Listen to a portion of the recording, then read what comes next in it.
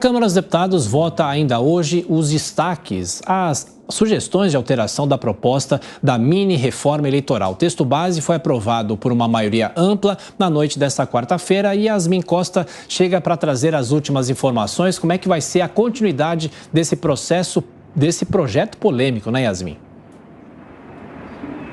Polêmico mesmo, viu, Thiago? Bom dia para você, para a Lívia, para todo mundo que está com a gente. Apesar da polêmica, o número de votos que esse projeto da mini-reforma eleitoral conseguiu dentro do plenário da Câmara dos Deputados foi um número expressivo. Foram 367 votos favoráveis e 87 contrários. Com isso, o projeto contou com o apoio não só da base do governo, mas também de um grande número de parlamentares do Centrão e até parlamentares da oposição. Mas hoje, o que eles vão fazer, os deputados? Eles vão fazer a análise dos destaques, que são aquelas sugestões de alterações no texto base, na parte robusta do projeto, mas ainda tem algumas indicações de alterações e é isso que eles vão votar hoje na sessão que foi convocada pelo presidente da Câmara dos Deputados, Arthur Lira. Entre esses pontos que eles vão analisar está, por exemplo, a possibilidade de fusão e incorporação de partidos, o número limite de candidatos por cada partido e um ponto que é considerado polêmico, que tem muito debate, é a questão da distribuição das sobras, das vagas,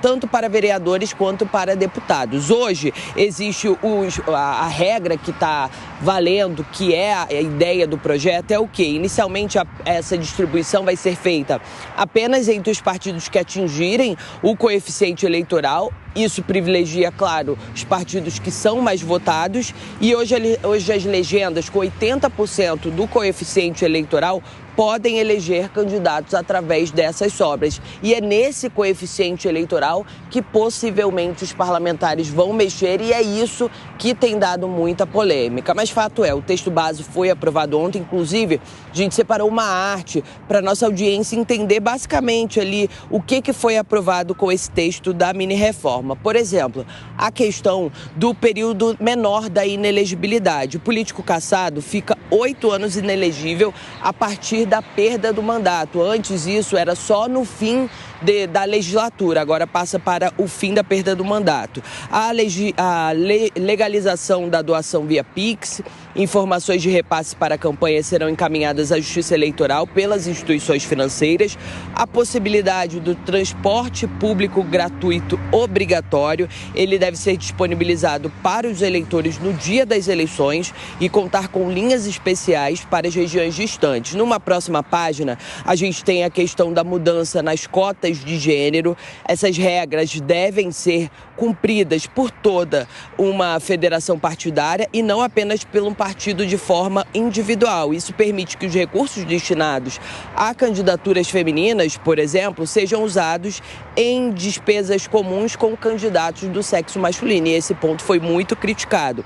O segundo ponto aí nessa tela é a questão que regula a candidatura às candidaturas coletivas e também legaliza a modalidade nas eleições para deputados e vereadores. E para encerrar, temos uma terceira arte que diz o seguinte, sobre o fim de sanções por contas rejeitadas. O texto veta a suspensão de repasses ou fundos ou descontos, melhor dizendo, do valor do fundo partidário eleitoral dos partidos por contas rejeitadas no segundo semestre dos anos eleitorais. Esse ponto também envolvendo a questão da sanção das contas rejeitadas foi muito criticado, mas apesar disso foi aprovado pelo plenário da Câmara dos Deputados. E o que acontece agora? Os deputados vão discutir essa questão dos destaques, precisam enviar o texto para o Senado Federal. O Senado tem aí por volta de 3 semanas. Por que tem por volta de 3 semanas? É aquela coisa que a gente tem falado aqui no Jornal da Manhã sempre. Os parlamentares querem aprovar todo esse pacote da mini-reforma eleitoral antes das eleições municipais do ano que vem, para valer, melhor dizendo, nas eleições municipais do ano que vem.